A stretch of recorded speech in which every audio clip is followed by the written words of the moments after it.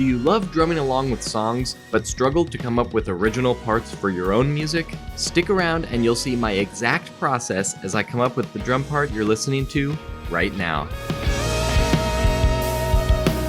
So I was talking with my friend Jeremy, who has his own YouTube channel, Recording Studio Loser. Hey everybody, I'm Jeremy from Recording Studio Loser. I'm stoked to be doing this collab with John. On my page, we talk about all things recording studio, the philosophy behind things, the relationships in and around the music industry. We also get into gear and mix tutorials, and I'm excited to start talking about some drums. Back to John. And we came up with an idea for him to send me a track to record my drums on, and then he can take those stems and make them sound a lot better than I can. So I've got the tracks from him. They have MIDI drums, and then he also sent me a version without any drums. And I thought it would be fun to talk about my process in coming up with the drum part when I get an original song that I need to come up with some drums for. I'll give some pointers along the way for what you can do to help in your process of coming up with drum parts. So the first thing you'll notice is I'm not at the drum set. If I go over to the drums and I listen to this song, I'm just going to play. I'm going to play some really cool stuff and then forget it.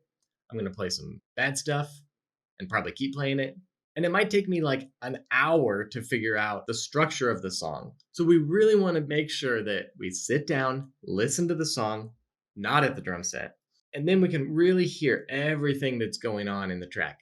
We have pencil, eraser, headphones, and some paper in my first listen through. I'm not going to be writing out drum grooves. I'm really going to just be listening for the shape of where the song takes me, so that when I start getting into the nitty gritty, I know where it fits within the overall picture.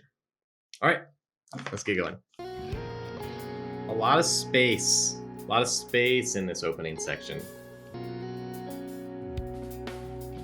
Ooh, and the groove's coming in.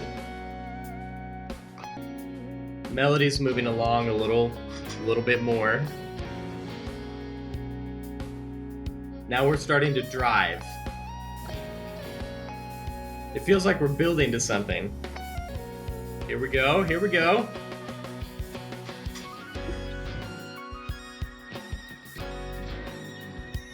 Some pretty heavy hits in between some big spaces during this groove. So I'm just gonna write down, the beginning is open and spacious. Move to the driving build. Into a harder hitting groove. And we've now backed down a little bit. We've got a hook here.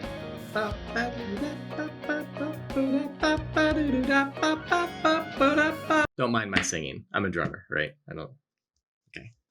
As long as we're in agreement there. So whatever we do, we don't want to cover up this hook happening here. Reinforce the hook.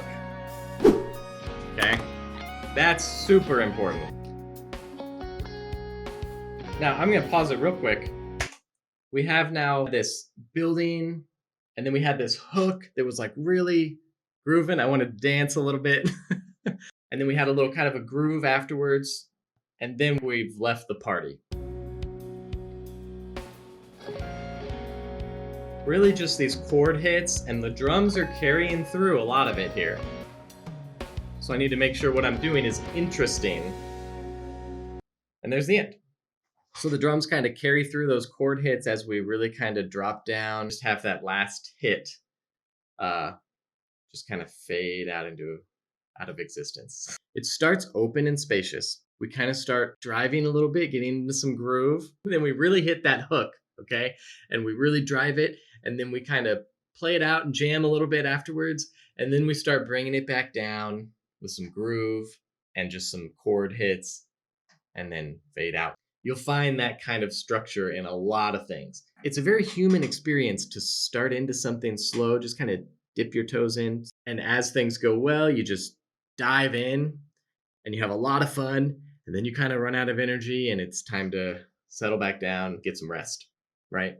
So you'll find that a lot, any kind of art, because it's all about expressing that emotion. And an emotion that many of us have is start easy, ramp up, party hard, come back down. Let's take a second listen now. Really, I'm going to count measures. I'm going to count measures and count sections of the song so that I can play the song accurately. Listen number 2. Okay, so I'll call this the intro. 4, 2, 3, 4. Fifth measure. 8 measures. And I'm just going to call this the verse. 3, 4, 5, 6, 7, 8. And something else happens after 8 measures. It drives. Sounds like it's going to be 8 measures again. 8. 8. 8. Honestly, it felt more like the intro. I'm just going to label it as intro for now. We can always change our minds later. I know that doesn't make sense. You can't have an intro in the middle of a song. But you kind of can. You can do whatever you want in music. All right, so 8 bars. Ah, yes. That hook. That hook. Woo. I'm going to call this the bridge because it only happens the one time and it feels a little different than the rest of the song.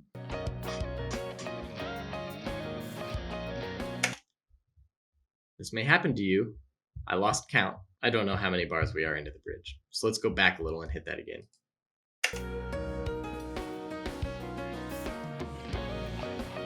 3, 2, 4, 8.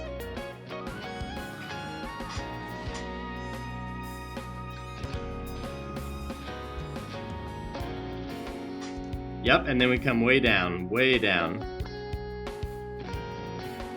Too early for the outro to start? But effectively, that's 8 bars of leading towards an outro. Now we're even more spacious. 4, 8.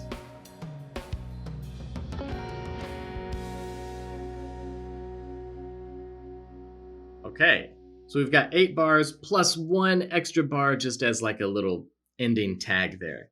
We've got that bridge, which is that nice hook. Don't mind my singing. I'm a drummer, right? Okay. As long as we're in agreement there. After that, we have de-escalating 3 sections of 8. I'm just going to, for now, call outro 1, outro 2, and outro 3. You know, you can label these whatever you want. It really doesn't matter. This is just whatever makes sense to you. Write that. We've got our structure. Now we can kind of start digging a little deeper into each section. So this third listen through, I might do a lot more starting and stopping because I'm going to take these first 8 bars and I might play the 8 bars through a couple times. And then same thing when I get to the verse, I might play through that a few times. I'm probably going to do that, this third listen through, getting with some repeats in there, getting into the nitty gritty a little bit. And I think after this playthrough, I'm going to go ahead and start playing the track without the drums and maybe even start playing. That would be a time where I would feel comfortable starting to play the drums because even if I get super distracted, at least I've got the guts of the song here already. I gotta say, I'm really anxious to get on the drums and start playing. I'm trying to stay reserved, stay patient, get this stuff done first, and I will end up having so much more fun when I sit down on the drums because I'm not struggling with how many bars or what section is what. I have it in front of me. So I'm just gonna write space and hi-hat. I may change my mind. I may play with some other ideas besides just hi-hat. But I want to start there. And then this verse, I'm gonna say begin light groove. I really like this melody too, by the way. Don't want to cover that up. That's really cool. Now I'm gonna put my personal shorthand for this 4 on the floor kick drum on every quarter note is 4FL. So I'm gonna write 4 on the floor, and I'm gonna write drive and build. These are just words I like to use to give me an idea of what emotion I'm expressing on the drums. Really kicks into gear towards the end, really builds into this big chorus. But this chorus is, the groove of it is almost choppy in a way, right? Doo-doo, doo-doo. There's a lot of space within these big hits. Doo-doo. Okay, so this is the kind of nitty-gritty here that I want to get into. I really want to hit with the bass and those chord hits. So I'm going to notate the rhythm of those right now so that I can play drum parts in between those hits, but I want to make sure I'm getting those hits. One, dotted eighth note, 16th note, short 16th note, right? Da, da. You might not always think about long versus short notes on the drums, but you don't want to play a big crash, ringing out crash when the rest of the band is playing a short note. No one's going to want to play with you if you're doing that.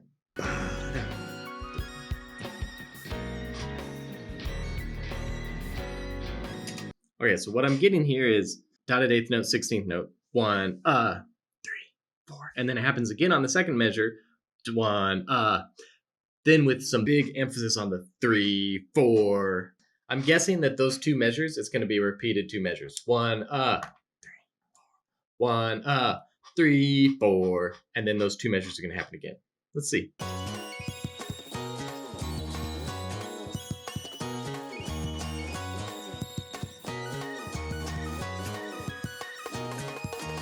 Yeah, I was right.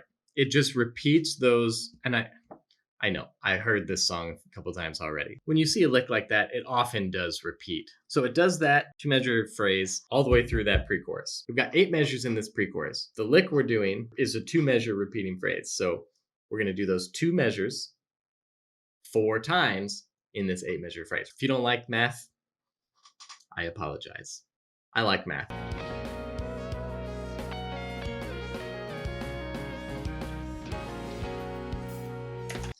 Kind of just a big open groove section. It still has a little bit of that one that was happening in the pre-chorus, just without those downbeats and only every other measure.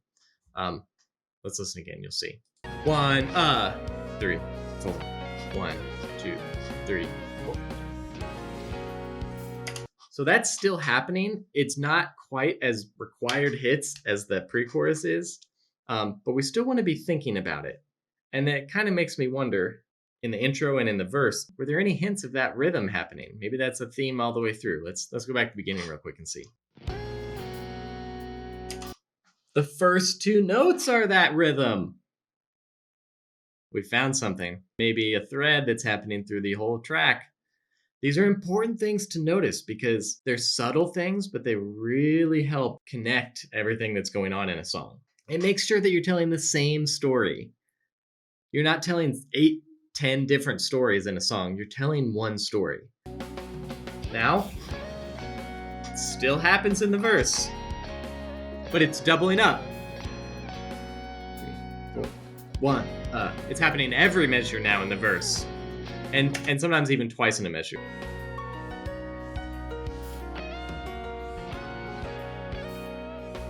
So this intro 2 section, we still have that theme driving through. 1, but it's a lot more subdued and spacious, right? Which is why I called it intro 2, because it feels almost as open and spacious as the intro was. Now to the bridge. See, this is why this bridge feels so separated and cool, is that it kind of loses that 1, space 1 da da. It totally goes away from that theme and goes to something different. E and a 2 and 3 and 4 E.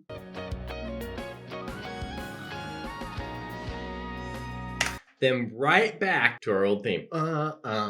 1 space. Don't mind my singing. I'm a drummer, right? I don't.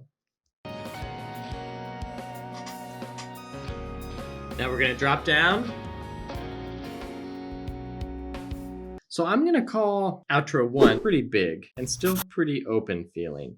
The second one definitely is more subdued. But it's still it's a tight groove still, right? Now we're really spacious again.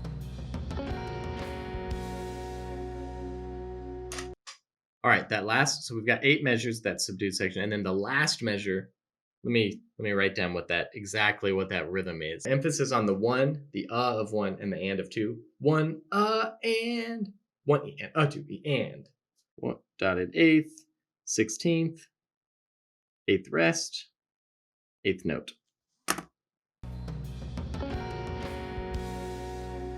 Okay, cool. I think we've got enough now to go to the drum set and not be totally lost or totally unproductive. We'll move on to the next section. Let me know in the comments if you have any questions with this active listening part of learning a song.